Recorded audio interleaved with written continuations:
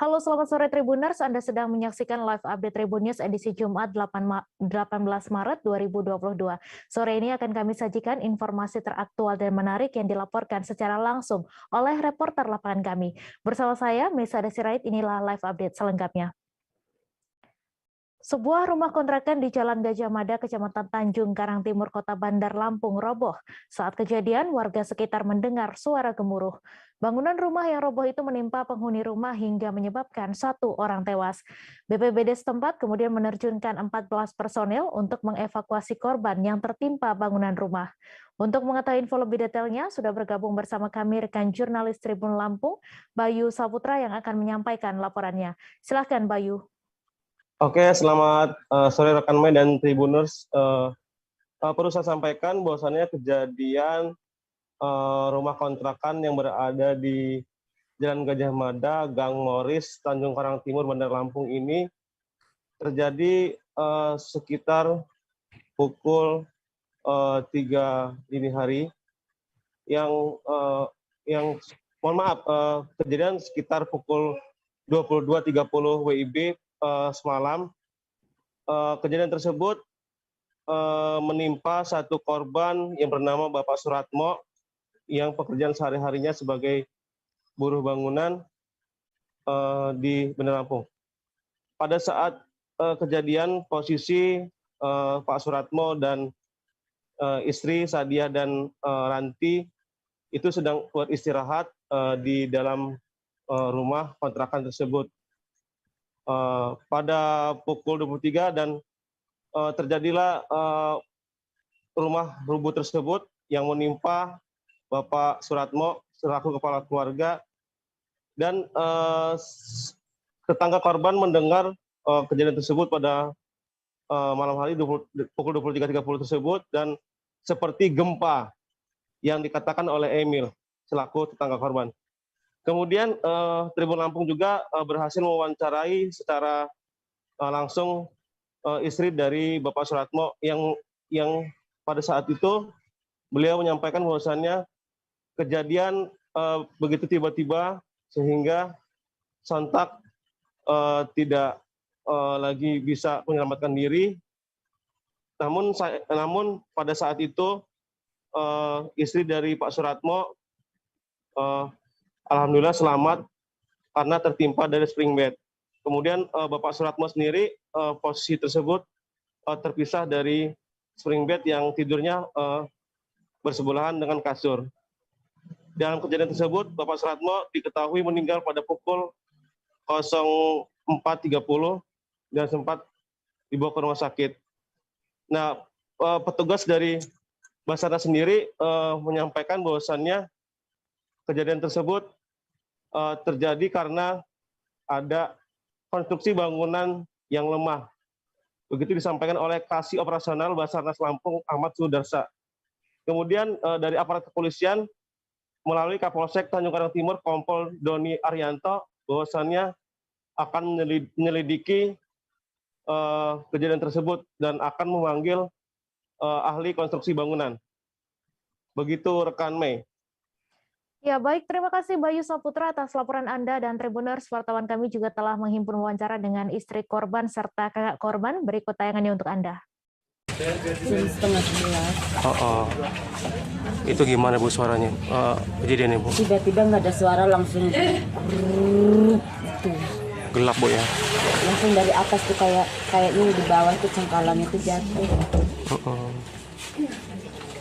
Itu Ibu sebelumnya punya firasat nggak Bu? Anak-anak saya juga ada firasat. Seperti apa firasatnya Bu? Gigi pada rontok. Gigi Ibu rontok. Anak-anak juga ya. Kerasanya rontok itu Bu ya? Tapi nggak rontok Ibu ya? Sosok Pak Suratmo di mata Ibu seperti apa sih Bu? Dia orang baik. Sabar. Punya anak berapa Bu dari Bapak Bu? Dua Ibu ya? Semoga diberikan ketabahan Ibu ya.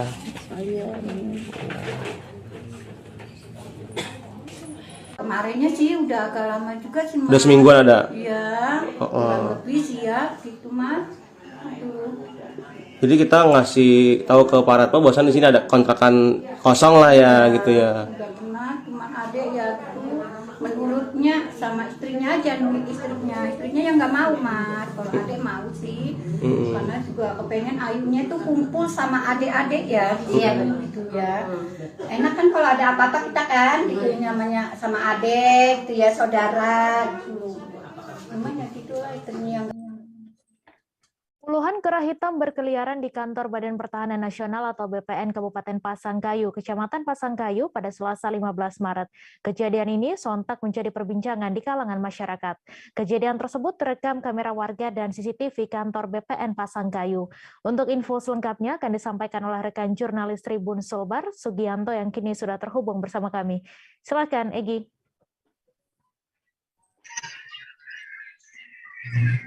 Ya, halo Tribuners dimanapun Anda berada dan Mei di studio. Dapat kami laporkan bahwa betul puluhan monyet berkeliaran di jalan raya dan di pemukiman warga di sekitar kantor Badan Pertanahan Nasional Kabupaten Pasangkayu. Kejadian ini menjadi perhatian warga sekitar. Dan puluhan monyet ini terekam CCTV kantor BPN. Kejadian ini terjadi di hari Selasa 15 Maret 2022. Sejauh ini informasi yang kami peroleh di lapangan, kemunculan monyet ini memang sudah pernah terjadi sebelumnya, yaitu di tahun 2021 bersamaan adanya dilaksanakan kejuaraan atau Liga 3 Indonesia di daerah ini. Menurut keterangan warga, salah satunya yang disampaikan pegawai BPN, yaitu Sali, dia sampaikan bahwa monyet-monyet ini tidak mengganggu masyarakat. Dia bersahabat di masyarakat sekitar. Untuk jauh lebih informasi ini, kami belum dapat mengkonfirmasi BKSDA yang ada di provinsi terkait kemunculan monyet-monyet ini. Namun dapat kami informasikan Tribuners dimanapun Anda berada, monyet-monyet ini tidak jauh dari kota Pasangkayu, tepatnya di sekitar Gunung Bulu Cindolo, yaitu lahan ex-HGU yang ada di Kabupaten Pasangkayu, Provinsi Sulawesi Barat. Demikian informasinya, kembali ke studio Mei. Ya baik, terima kasih Sugianto atas laporan Anda dan Tribuners. Wartawan kami juga telah menghimpun wawancara dengan karyawan BPN Pasangkayu. Berikut tayangannya untuk Anda. Pulang kantor ya, turun di seberang jalan sih, tapi seberang jalan monyetnya agak banyak. Kutungguin nyebrang, kan biasanya belakang kantor ini, tapi ada di seberang jalan ini. Iya. Saya tak tungguin. Iya. Iya. Jadi waktu pas pulang, Iya. pas menyeberang monyetnya. Awalnya sih nunggu dulu di sebelah. Iya. Pas tinggal baru monyetnya nyebrang. Iya. Itu sekitar berapa itu jumlah monyetnya? 40 atau 50-an gitu, banyak lumayan. Iya. Itu sering memang lewat atau seperti apa? Atau baru? Sudah sering sih. Sudah sering. Iya, tapi enggak sebulan gitu, enggak. Iya, tapi iya. lumayan. Iya. Terus di kantor, mutar di kantor atau langsung terus ke hutan? Biasa sih belakang kantor dulu. Oh, belakang kantor. Belakang kantor kemarin karena kebetulan ada pohon jambu belakang kantor. Iya. Iya. Tapi enggak mengganggu ya, enggak merusak monyetnya. Untuk selama ini sih enggak. Biasa saja. Biasa ya. Iya. Jenazah anggota Brimob Batalion B Pelopor Amahai Polda Maluku Baraka Ferry dimakamkan di kampung halaman sang istri di Desa Tumalehu, Kecamatan Amalatu, Kabupaten Seram bagian Barat pada Rabu 16 Maret sore. Pemakaman almarhum Baraka Ferry itu dihadiri Kapolres Maluku Tengah AKBP Abdul Ghafur bersama para perwira Polres setempat. Diketahui Baraka Ferry ditembak Praturian yang merupakan anggota Batalion Arhanud 11 WBY. Untuk info selengkapnya akan disampaikan rekan jurnalis Tribun Ambon, Lukman Mukadar, yang kini sudah terhubung bersama kami. Silakan, Lukman.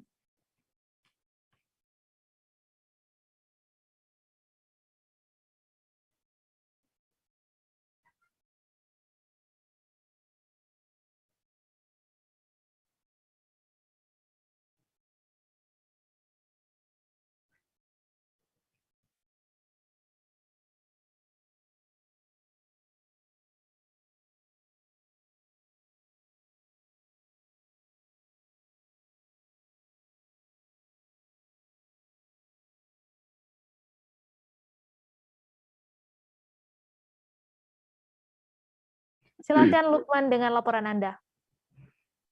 Baik, Mai dan juga Tribuners, dapat kami laporkan bahwa jenazah ataupun almarhum Baraka Ferry, anggota Brimob Batalion B Pelopor Amahai, Polda Maluku, yang diketahui tertembak mati oleh salah satu oknum anggota TNI, Praturian, ini telah dimakamkan di kampung sang istri dari almarhum di Desa Tumalehu, Kecamatan Amalatu, Kabupaten Seram bagian timur pada Rabu sore kemarin.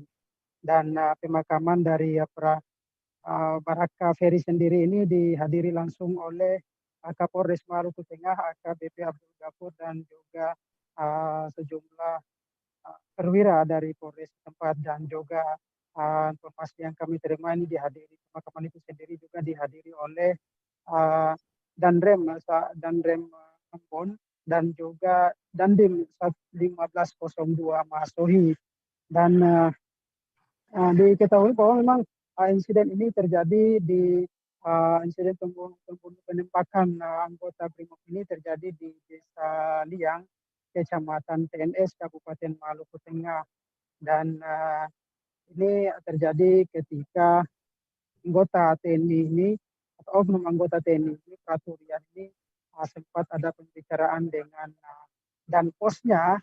Saat itu selesai pembicaraan dengan Danposnya, Praturian kemudian masuk ke dalam kamar dan mengambil satu bilah sangkur miliknya, lalu kemudian keluar dan masuk lagi ke gudang senjata dan merusak gembok gudang senjata dengan menggunakan sangkur miliknya itu. Setelah itu dia masuk dan mengambil sepucuk senjata dan satu magasin berisi sejumlah peluru tajam, dan langsung dia Praturian ini menuju ke kamar Danpos yang saat itu tengah akan beristirahat ya. Itu, dan dia melepaskan satu tembakan, namun sayangnya tembakannya itu nyaris mengenai Danpos tersebut. Kemudian usai melakukan aksi penembakan kepada Danposnya itu, Praturian kemudian keluar lagi ke depan pos dan melihat satu orang rekannya yang bernama Praka Raju, dan melepaskan satu tembakan yang hingga mengenai dada bagian kanan dari Praka Raju. Dan saat ini diketahui Praka Raju sedang dirawat ya di RSUD Masohi dalam keadaan kritis, dan kami pun sampai hari ini belum mendapatkan informasi terkait dengan kesehatan dari Praka Raju ataupun korban penembakan kedua dari Praturian tersebut. Dan saat ini juga Praturian tengah menjalani pemeriksaan di Denpom Masohi. Begitu, Mei. Ya, baik. Terima kasih Lukman Mukadar dari Tribun Ambon atas laporan Anda. Selamat bertugas kembali. Kita beralih ke informasi selanjutnya, Tribuners. Kasus dugaan pemotongan bantuan operasional pendidikan untuk pondok pesantren, madrasah diniyah, dan TPQ memasuki babak baru. Kejaksaan Negeri Kabupaten Pasuruan akhirnya menetapkan 9 tersangka dalam kasus dugaan pemotongan yang terjadi di wilayah hukum Kejaksaan Kabupaten Pasuruan. Berdasarkan informasi yang didapatkan, Korps Adiaksa sudah membidik tersangka lain dalam kasus ini. Untuk info selengkapnya akan disampaikan oleh rekan Galih Lintartika, wartawan Surya, yang kini sudah terhubung bersama kami. Silahkan, Galih. Ya, baik. Terima kasih, Mei. Selamat sore, teman-teman Tribun.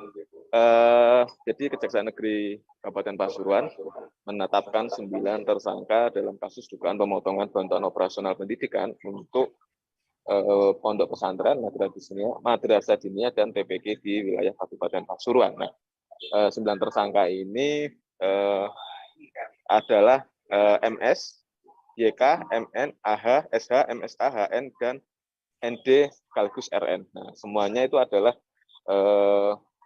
pihak-pihak yang diduga mengetahui melakukan pemotongan dan menyiapkan rekayasa SPC untuk melancarkan kasus ini. Sekedar informasi, pemotongan ini dilakukan diduga kuat untuk memperkaya diri sendiri atau kelompok. Potongan besarannya itu bermacam-macam atau bervariasi mulai dari 1 juta sampai 12.500.000. Kementerian Agama itu memberikan bantuan operasional pendidikan ini untuk Madin, Ponpes, TPK dalam penanganan COVID-19 di tahun 2020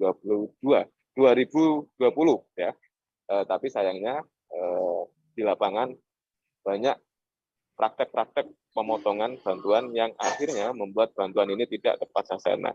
Nah, dari situ membuat Jaksa Negeri Kabupaten Pasuruan melakukan penyidikan, mendalam, akhirnya menetapkan 9 tersangka. Nah, informasi yang kami dapatkan, Jaksaan masih membidik aktor-aktor intelektual dalam kasus pemotongan bantuan operasional yang diperuntukkan untuk Ponpes, Madin, dan TPK. Begitu, Mei.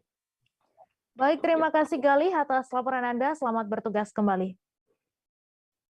Kami akan kembali seusai jeda sejenak Tribuners, tetap di live update. Oke, apa kabar Bang Arif di sini untuk strateginya? Kalau saya sendiri di game week 37 ini yang semalam baru mulai, apa yang saya dirasakan udah Copernica? Sebenarnya aku nggak ngerasain penangkapan atau penggerbegan atau apapun itu. Karena gini loh, posisinya aku kriteria. Jadi kita mengenal disebut dengan stroke yang tidak berdarah dengan stroke yang berdarah. Stroke yang tidak berdarah itu biasanya ditandai dengan adanya penyumbatan. Kalau itu terjadi di sini mungkin pikirnya tidak ke situ kali ya. Tapi kalau di Korea atau di Kamboja itu ada beberapa paper yang saya itu Mas, ya, dulunya tukang koran. Oh gitu ya. Tukang koran. Ya, saya baca itu Pak. Tuh kan, pernah baca kan? Ya. Jadi kalau saya jadi pangdam itu udah bersyukur banget. Si anak ini dijadikan sebagai tersangka begitu. Ya, kalau ini kita bicara yang di luar kasus Sebongondo ya. Dengan nama hujan shower, di mana terdapat batas jelas antara daerah hujan dan tidak hujan yang biasanya terjadi pada fase awal mature stage atau tahap berbahaya dewasa. itu Kang.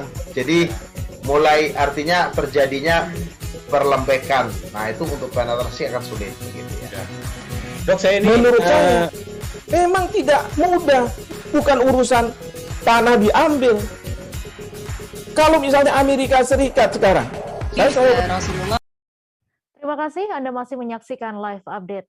Raut kesedihan masih tampak terlihat pada wajah seorang bocah bernama Mutia Febriani yang berusia 7 tahun. Anak ketiga dari Budi Hermawan dan Ella Hayati itu ditinggal selama-lamanya oleh ayahnya yang terpapar COVID-19 pada 16 Juli 2021 lalu. Budi atau biasa dikenal Om Damar itu wafat meninggalkan seorang istri dan ketiga anaknya. Untuk info selengkapnya akan disampaikan rekan jurnalis Warta Kota Muhammad Azam yang kini sudah terhubung bersama kami. Silakan Azam. Ya, baik rekan Mei. Memang raut wajah kesedihan nampak terlihat di wajah ketiga anak Budi Hermawan atau disebut biasa dipanggil Om Damar. Om Damar atau Budi itu meninggal terpapar COVID beberapa waktu lalu, meninggalkan ketiga anaknya dan dan istrinya. Budi meninggalkan istrinya bernama Ella Hayati dan ketiga anaknya bernama Neng Tri Rahmayani, Sekara Hayu, dan Mutia Febriani usia 7 tahun. Memang kepergian Budi ini terbilang mendadak dan membuat perubahan drastis secara ekonomi di keluarga Budi.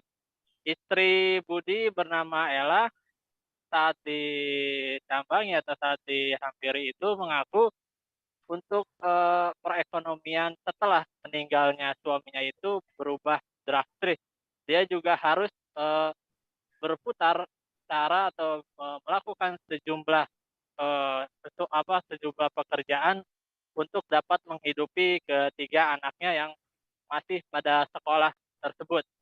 Ella yang memiliki kemampuan menjahit akhirnya mulai mempelajari dan memfokuskan usaha menjahitnya di kediamannya di wilayah Perum Gria Cikampek, Kota Baru, Karawang. Ella yang awalnya sebelum meninggal suaminya itu hanya sampingan usaha menjahit tersebut, namun setelah suaminya meninggal karena terpapar COVID-19 itu, Ella memulai usaha menjahit untuk dapat memenuhi kebutuhan anak-anaknya, khususnya baik biaya sekolah ketiga anaknya tersebut. Selain usaha menjahit, Ella juga membuat sejumlah kue seperti risol maupun pastel untuk dapat dijajakan di sejumlah pabrik yang ada di wilayah Karawang. Saat ditanya juga anak-anaknya sempat selalu teringat gitu ke sosok ayahnya yang meninggal karena COVID-19 beberapa waktu lalu yang terbilang mendadak.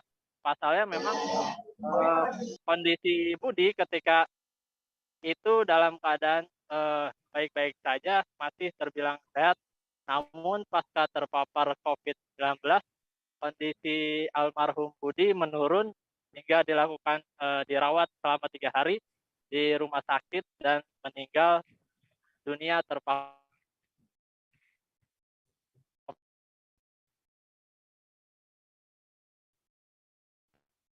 COVID-19. Dikisahkan juga anak Ella dalam memenuhi kebutuhan bekerja sampingan di salah satu toko yang ada di wilayah Karawang tersebut. Dan anak terakhir Ella atau anak yang ketiga dari Ella itu disebutkan beberapa kali sering kali menangis jika teringat sang ayah karena meninggal terpapar COVID-19. Selain dari usaha menjahit dan usaha menjual kue, Ella bersama anaknya juga turut mendapat perhatian dari pemerintah Kabupaten Karawang dengan program Karawang Cerdas, yakni bagi anak-anak yang orang tuanya meninggal terpapar COVID-19 mendapatkan bantuan dari program Karawang Cerdas berupa beasiswa sebesar sekira 1 juta rupiah per anak. Selain dari beasiswa itu juga keluarga Ella dan anak-anaknya mendapatkan bantuan dari rekan teman almarhum Budi yang meninggal karena COVID-19 itu dari komunitas Mobil Timor. Memang sosok Budi dikenal aktif dalam komunitas Mobil Timor tersebut. Bahkan Budi juga sempat menjabat sebagai ketua komunitas Mobil Timor wilayah Karawang, Purwakarta. Disebutkan Ella saat wawancara menegaskan tidak terlalu memikirkan bantuan apapun. Dia lebih memilih untuk berusaha dan bertahan hidup sendiri untuk dapat menghidupi anaknya, khususnya membiayai anaknya sampai tamat sekolah. Walaupun diakui Ella ada sejumlah baik itu dari pemerintah maupun dari komunitas maupun dari saudara dan tetangganya yang sesekali turut membantu Ella dalam ekonomi. Seperti itu. Dari saat diwawancarai anaknya Ella anak kedua Ella dikatakan ingin menjadi sosok bidan kelak nanti ketika besar. Seperti itu, Mai laporannya. Ya baik, terima kasih Azam atas laporan Anda dan Tribuners. Wartawan kami juga telah menghimpun wawancara dengan istri dari Budi Hermawan. Berikut tayangannya untuk Anda. Seminggu enggak ini cuma 150. Seminggu 150. Kalau ada orderan aja atau emang hampir ada setiap minggu gitu? Setiap minggu pasti ada, cuma kan kayaknya dibagi-bagi waktunya. Ini kan antara jemput sekolah anak. Ya ada sempat istilahnya di rumah jajain, kalau enggak ya anak dulu sekolah. Termasuk yang risol itu ya Pak, yang usaha jualan. bikin tiap hari kalau di sana. Oh, bikin tiap hari dia buat ke pabrik. Ya. Hmm. Ke pabrik teman yang suka tolong. Artinya apa aja dilakukan yang penting halal dan bisa nyekolahin Ya. anak lah, bisa makan gitu ya. Bisa makan, utamanya bisa sekolah itu aja. Iya. Tapi emang ada perbedaan signifikan berarti ya, perbedaan drastis lah ya pasca almarhum meninggal gitu ya dari sisi ekonomi ya. Ya. Maksudnya? Pas dari segi ekonomi keluarga gitu setelah ditinggal almarhum ada perubahan drastis gitu ya. Ya ada juga sih, kan biasanya saya mah cuma istilah sampingan doang. Oh. Ya sekarang mah ya harus ada Harus. semua. Oh. Kan kemarin mah karena itu mah sampingan gini-gini. Ya tanggung jawab sih bapaknya. Hmm. Nah, pas kemarin meninggal mah ya sekarang mah terpaksa apa-apa sendiri. Albertus Stefanus Marianus resmi dilantik menjadi Ketua DPRD Kalimantan Utara untuk sisa masa jabatan 2019-2024. Ditemui usai pelantikan, Albertus Stefanus mengatakan pihaknya akan mempertegas fungsi lembaga legislatif. Tak hanya itu, politisi PDIP ini juga mengatakan pihaknya akan berfokus menyelesaikan permasalahan yang dihadapi masyarakat Kalimantan Utara saat ini. Untuk info selengkapnya akan disampaikan oleh rekan jurnalis Tribun Kaltara, Ilhami Faudi yang kini sudah terhubung bersama kami. Silakan Faudi.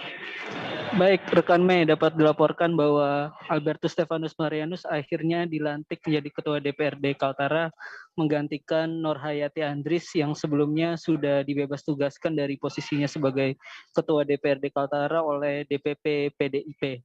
Pelantikan ini menunggu waktu sekitar 3 bulan sejak Nurhayati Andris dibebas tugaskan pada bulan November lalu.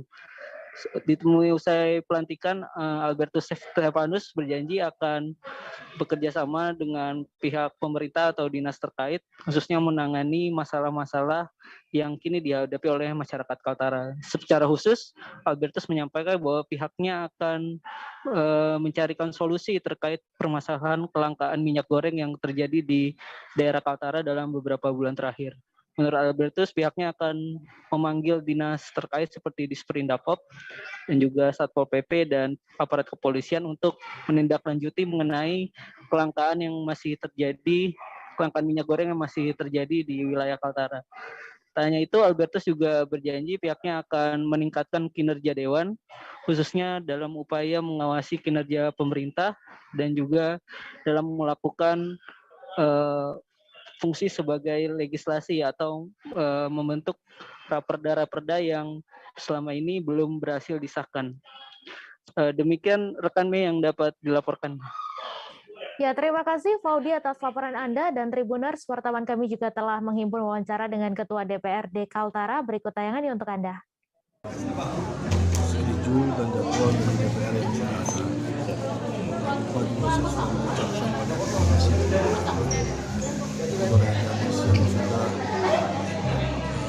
menjalankan tugas sebagai Ketua DPR. Hari ini saya melanjutkan apa yang dilakukan dulu. Lalu dalam hal-hal tertentu ada hal-hal yang memang itu bisa ditambahkan. Kita lakukan dalam hal untuk memperbaiki ke depannya, ada yang belum dikerjakan itu ada lagi. Artinya menyesuaikan dengan jadwal yang ada dulu. Ya, termasuk permasalahan pokok kita, masalah minyak goreng ini. Itu adalah PR kami di depan yang harus carikan solusi secepatnya.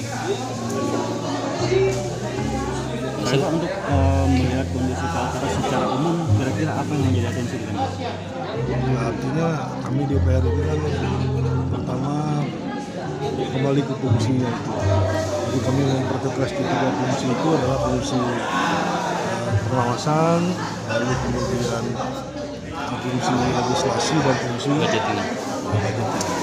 Itu proses ini kan dalam rangka yang sudah berjalan ini adalah untuk pengawasan di lapangan. Pengadilan Negeri Jakarta Selatan menggelar sidang putusan atas terdakwa polisi Bribtu Fikri Ramadan pada Jumat 18 Maret. Dalam perkara ini, terdakwa dituntut 6 tahun penjara karena dinyatakan bersalah oleh Jaksa Penuntut Umum melakukan tindak pidana yang membuat 6 anggota Laskar Front Pembela Islam atau FPI meninggal dunia. Untuk info selengkapnya akan disampaikan rekan jurnalis Tribun News, Rizky Sandi Saputra yang kini sudah terhubung bersama kami. Silahkan Rizky. Ya, selamat sore Mei dan juga Tribuners dimanapun kalian berada. Seperti diketahui bahwa pada Jumat hari ini Pengadilan Negeri Jakarta Selatan menggelar sidang putusan atas terdakwa kedua polisi yakni Bribtu Fikri Ramadan dan juga Ibda M. Yusmin Ohorela yang keduanya merupakan anggota kepolisian dari Polda Metro Jaya, di mana keduanya ini terlibat atau turut terjerat dalam perkara pembunuhan di luar hukum atau unlawful killing yang menewaskan 6 anggota Laskar FPI pada Desember 2020 lalu. Sebagai informasi Mei bahwa pada putusan tadi Majelis Hakim Pengadilan Negeri Jakarta Selatan menyatakan kalau keduanya bersalah begitu melanggar pasal 338 junto pasal 55 begitu KUHP terkait dengan yang mengatur tentang upaya perampasan nyawa seseorang hingga membuat orang meninggal dunia. Kendati demikian, Mei, dalam putusannya tadi hakim menyatakan kalau keduanya ini tidak dapat dipidana alias dilepaskan dari segala tuntutannya karena adanya upaya pembelaan terpaksa yang dilakukan oleh kedua terdakwa saat insiden penembakan yang terjadi di kilometer 50 rest area Cikampek. Pada saat itu tadi dijelaskan hakim kalau awal mula terjadinya insiden penembakan itu karena adanya penyerangan yang dilakukan oleh anggota Laskar FPI kepada anggota kepolisian dalam hal ini Polda Metro Jaya yang membuat adanya pembelaan terpaksa bahkan melampaui batas yang dilakukan oleh kedua terdakwa ini. Atas hal itu tadi juga Hakim Ketua PN Jakarta Selatan yakni Arif Nuryanta menyatakan kalau keduanya dibebaskan dan dilepaskan dari tuntutannya. Adapun putusan dari hakim ini jauh lebih rendah jika dibandingkan dengan tuntutan dari jaksa penuntut umum yang menuntut kalau keduanya ini dituntut 6 tahun penjara begitu karena terbukti secara sah dan meyakinkan melakukan penganiayaan sehingga membuat orang meninggal dunia begitu Mei. Terkait dengan putusan ini terdapat beberapa reaksi begitu dari beberapa organisasi termasuk dari tim pengawal peristiwa penembakan atau TP3 Laskar FPI. Tadi sekretaris dari TP3 Marwan Batubara menyatakan kalau sidang ini merupakan proses sidang yang sesat karena dirinya menganggap kalau sidang ini hanya dagelan saja begitu, dirinya tidak menyatakan tidak mau menanggapi bahkan tidak mau menanggapi adanya putusan ini karena menurut dia sidang yang digelar ini tidak masuk akal sebab korban yang diketahui berjumlah 6 orang ini semuanya meninggal dunia begitu Mei. Akan tetapi tadi majelis hakim menyatakan kalau keduanya bebas dan lepas dari tuntutan. Tak hanya dari TP3, tadi juga keluarga, maksud saya kuasa hukum keluarga korban yakni Aji Sianwar menyatakan tidak akan mengajukan permintaan kepada jaksa untuk mengajukan kasasi atas peristiwa ini atau atas putusan ini sebab dia juga menyatakan hal yang sama. Dirinya mengatakan kalau ini merupakan sidang yang dagelan, sidang yang sesat dan juga tidak masuk akal karena apapun yang seharusnya diputuskan oleh majelis hakim itu ya harusnya yang setimpal gitu dengan hilangnya nyawa 6 anggota Laskar FPI. Tadi juga di dalam persidangan majelis hakim meminta tanggapan kepada kuasa hukum maupun kepada jaksa. Tadi kuasa hukum menyatakan menerima putusan ini karena ini bertepatan dengan pledoinya kuasa hukum begitu atau nota pembelaan kuasa hukum sehingga mereka mengucapkan syukur alhamdulillah tadi di dalam persidangan karena majelis hakim memutus untuk dibebaskan gitu. Namun di sisi lain jaksa penuntut umum ketika ditanya untuk mengajukan kasasi atau nota keberatan atas putusan ini, tadi jaksa menyatakan masih pikir-pikir dan hakim memberikan kurun waktu 7 hari sebelum nantinya putusan tersebut inkrah begitu maksud saya Mei. Mungkin itu yang bisa disampaikan begitu Mei. Baik, terima kasih Rizky Sandi Saputra atas laporan Anda dan Tribuners. Wartawan kami juga telah menghimpun pembacaan putusan dari Ketua Majelis Hakim Pengadilan Negeri Jakarta Selatan. Berikut tayangannya untuk Anda.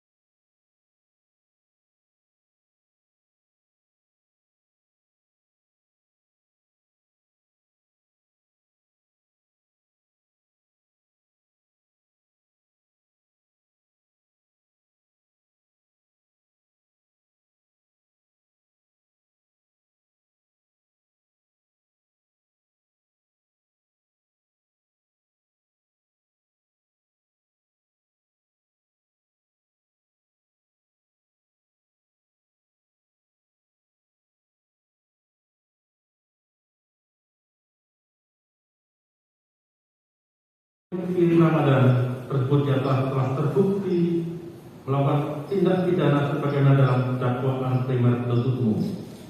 2. Menyatakan perbuatan terdakwa Vicky Ramadan melakukan tindak pidana sebagaimana dalam dakwaan primer penuntut umum adalah dalam rangka pembelaan terpaksa dan pembelaan terpaksa melampaui batas atau not excess.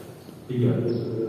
Menyatakan bahwa kepada terdakwa tidak dapat dijatuhi pidana karena adanya alasan pembenar dan pemaaf.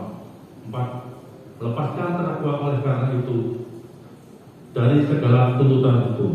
5. Memulihkan hak-hak terdakwa dalam kemampuan, kedudukan, harkat, serta martabatnya. 6. Menetapkan barang bukti berupa 1. Barang bukti barang penetapan dan seterusnya. 2. Barang bukti berdasarkan penetapan penyitaan nomor 1071 dan seterusnya. Barang bukti berdasarkan penetapan penyitaan nomor 1102 dan seterusnya. 4. Barang bukti berdasarkan penetapan penyitaan nomor 1442 dan seterusnya. Seluruhnya dikembalikan kepada penuntut umum untuk dipergunakan dalam berkas perkara atas nama M. Yusmin Ohorela. 7. Membebankan biaya perkara kepada negara. Demikian diputuskan dalam sidang pembelaan majelis hakim pengadilan negeri Jakarta Selatan pada hari Senin tanggal 14 Maret 2022 oleh kami majelis hakim tersebut. Sebanyak 7 pelanggar syariat Islam menjalani eksekusi cambuk di Aceh Tamiang pada Jumat 18 Maret. Eksekusi ini dilakukan secara terbuka di Komplek Islamic Center Aceh Tamiang. Kadis Syariat Islam Aceh Tamiang Syamsul Rizal menjelaskan 7 pelanggar hukum ini terdiri atas 4 pria dan 3 orang wanita. Untuk kabar selengkapnya akan disampaikan rekan wartawan Serambi News, Rahmat Wiguna yang kini sudah terhubung bersama kami. Silakan Rahmat. Baik, selamat sore rekan Mei. Bisa dilaporkan eksekusi cambuk ini dilakukan terhadap 7 pelanggar kanun jinayat. Ketujuhnya merupakan 4 laki-laki dan 3 wanita. Hukuman ini dikenakan terhadap 3 jenis pelanggaran kanun, yaitu khalwat terhadap 2 terpidana inisial Sub dan wanita Rin, masing-masing dicambuk 2 kali setelah dipotong masa tahanan selama 5 bulan. Kemudian kasus maisir atau judi dijatuhkan vonis 16 kali cambukan terhadap pria inisial Syaf dan Fai. Selanjutnya kasus khamar dijatuhkan kepada pria berinisial Haf dan wanita berinisial V masing-masing 17 kali cambuk. Eksekusi cambuk sendiri dilakukan di Islamic Center Aceh Tamiang yang berada di Jalan Lintas Medan Banda Aceh, Kecamatan Karangbaru, tadi pagi atau hari Jumat pagi sebelum sholat Jumat. Kadis Kepala Dinas Syariat Islam Aceh Tamiang Syamsul Rizal mengatakan eksekusi ini sudah sesuai jadwal atau permintaan dari Kejaksaan Negeri Kuala Simpang karena ke-7 terpidana sudah menjalani vonis di Mahkamah Syariah. Syamsul Rizal secara khusus mengatakan eksekusi ini sengaja dilakukan sebelum ibadah puasa karena berharap ke-7 terpidana bisa berkumpul dengan keluarga saat puasa nanti. Demikian untuk dilaporkan dari Kuala Simpang Aceh Tamiang. Baik, terima kasih Rahmat Wiguna atas laporan Anda. Selamat bertugas kembali. Kita beralih ke informasi selanjutnya, Tribuners. Direktorat Polairut Polda Kalimantan Selatan berhasil menggagalkan pengiriman ribuan potong kayu olahan dan ratusan batang kayu log ilegal tanpa dokumen dan dengan dokumen palsu di Sungai Barito, Provinsi Kalimantan Selatan. Sebanyak 5.370 potong kayu olahan dan 245 batang kayu log diamankan sebagai barang bukti. Selain itu, 2 kapal pengangkut kayu juga diamankan polisi. Untuk detail informasinya akan disampaikan langsung oleh rekan jurnalis Banjarmasin Pos, Ahmad Maudodi, yang kini sudah terhubung bersama kami. Silakan Ahmad. Baik, Mei dan Tribuners di mana saja Anda berada, Anda dapat melaporkan ini dari pengungkapan kasus ini ada 4 tersangka yang diamankan dari 2 kapal pengangkut kayu yang diduga ilegal. Tersangka berinisial W merupakan nakoda KM Abdurrahman 11 pengangkut 5.374 ton kayu olahan jenis kayu jingah, tarap, kiwadak banyu, dan terantang dengan dokumen palsu. Lalu tersangka inisial AJ dan P merupakan awak KM Berkat Rahim pengangkut 245 batang kayu lok jenis meranti, bintangur, terantang, dan jambon. Sedangkan satu tersangka lagi inisial A merupakan pemilik kayu lok tanpa dokumen tersebut. Kedua kapal pengangkut kayu legal dengan taksiran nilai 180 juta tersebut diamankan di kawasan Sungai Barito, kawasan Alalak, Banjarmasin Utara, Kota Banjarmasin, Provinsi Kalimantan Selatan. Dari pendalaman polisi, diketahui kayu tersebut berasal dari kawasan perbatasan antara Provinsi Kalsel dan Provinsi Kalteng dengan tujuan pengiriman ke Kota Banjarmasin. Modus operandinya pengangkutan kayu pada KM Karya Bersama menggunakan salah satu nama usaha di Banjarmasin yang rupanya sudah tidak memiliki izin untuk mengurus dokumen nota angkutan kayu olahan. Sedangkan kayu yang diangkut menggunakan KM Abdurrahman 11 hanya dilengkapi dokumen dari kepala desa saja. Akibat perbuatannya, keempat tersangka diancam dengan pasal 83 ayat 1 huruf B Undang-Undang Republik Indonesia tahun 2013 tentang pencegahan dan pemberantasan perusakan hutan. Ancaman pidananya yaitu penjara minimal 1 tahun hingga maksimal 5 tahun, serta denda paling sedikit 500 juta dan paling banyak sampai 2,5 miliar rupiah. Demikian. Amin. Baik, terima kasih Ahmad Maudodi atas laporan Anda, dan Tribuners, wartawan kami juga telah menghimpun wawancara dengan Direktur Polairut Polda Kalsel. Berikut tayangannya untuk Anda. Ini ribuan keping kayu olahan. Ini itu diamankan di sungai, dari aliran sungai di Alalak. Alalak ini masuk ke wilayah Banjarmasin dan diamankan di TKP-nya di sana. Tetapi sumber kayunya bukan di daerah Alalak, tapi dari luar Alalak. Nah, ini yang sudah kami dalamin, baik lokasi atau tempat pengambilan kayunya. Makanya kita menyatakan bahwa hal ini berbeda dengan yang disampaikan oleh tersangka dan sumber dari kayu yang sebenarnya.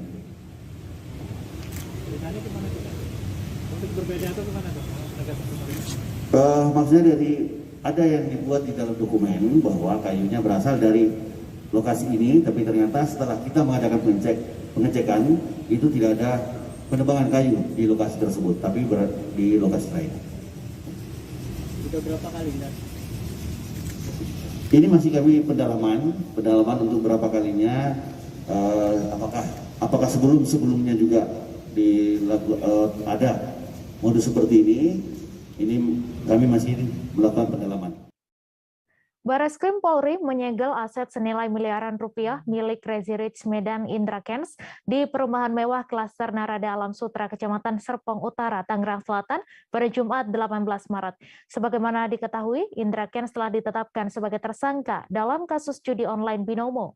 Polisi pun sudah menyita beberapa barang bukti milik Indra yang tergolong mewah seperti mobil Ferrari dan rumah mewah berwarna putih di Medan. Untuk info selengkapnya akan disampaikan rekan jurnalis Tribun Jakarta, Ega Alfreda, yang kini sudah terhubung bersama kami. Silakan Ega. Baik, terima kasih rekan Mei. Kembali bersama saya Ega Alfreda dari lokasi penyegelan dan penyitaan rumah Indra Kents yang berada di lokasi Perumahan Sutra Sarada, Kecamatan Serpong Utara, Tangerang Selatan, yang berada di perumahan elit Alam Sutra. Dari pantauan Tribun Jakarta.com di lokasi, Bareskrim Polri sudah sampai di lokasi dan menyegel aset rumah mewah milik Indra Kents kira pukul 13.00 WIB hari Jumat 18 Maret 2022. Dari pantauan Tribun Jakarta.com pula, rumah tersebut ternyata belum jadi dan masih dalam proses pembangunan, di mana belum ada struktur bangunan, juga masih penuh dengan kayu-kayu tanpa adanya tembok dan bata-bata yang menempel di gedung tersebut. Dari data yang didapatkan dari Jakarta.com, rumah tersebut polisi masih mengaku belum mengetahui kepemilikan resmi dan juga kepemilikan dari rumah tersebut. Namun dana pembangunan dan dana rumah tersebut disinyalir didanai dan juga memiliki suntikan dana dari Crazy Rich Medan Indra Kents. Maka dari itu sementara aset tersebut diberikan pembangunannya dan juga disegel oleh Bareskrim Polri untuk pengembangan dan juga sebagai barang bukti. Namun dari informasi yang didapatkan Tribun Jakarta di lokasi, rumah tersebut dibangun di atas tanah seluas 100 meter persegi, di mana tanah tersebut berbentuk atau pojokan, dan juga dari pekerja setempat mendapat informasi kalau nantinya rumah tersebut akan dibangun 3 tingkat. Juga di bawahnya itu terdapat sebuah sejenis showroom mobil yang akan dijadikan mobil-mobil mewah milik Indrakens dan juga mertuanya. Juga tanah tersebut nantinya ternyata bukan atas nama Indrakens, juga dibuat memiliki nama atau atas nama dari mertua atau calon mertua dari Indrakens itu sendiri, yang ternyata juga mempunyai rumah mewah di kawasan Alam Sutera, namun berbeda klaster, yakni di klaster Riveria.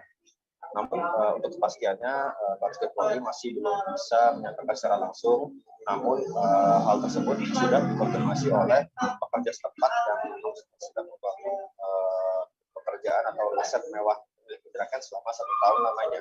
Diketahui juga fakta lain bahwa saat di kelas tersebut ternyata tinggal pula seorang mantan pejabat tinggi di Tangerang Selatan, yakni ex-wali kota Tangerang Selatan, Airin Rahmidiani, yang hanya berbeda blok dari rumah Indrakens, yaitu beda sekitar 3 blok, atau bila jalan kaki dari rumah Indrakens menuju rumah Airin Rahmidiani hanya memakan waktu 5 menit saja.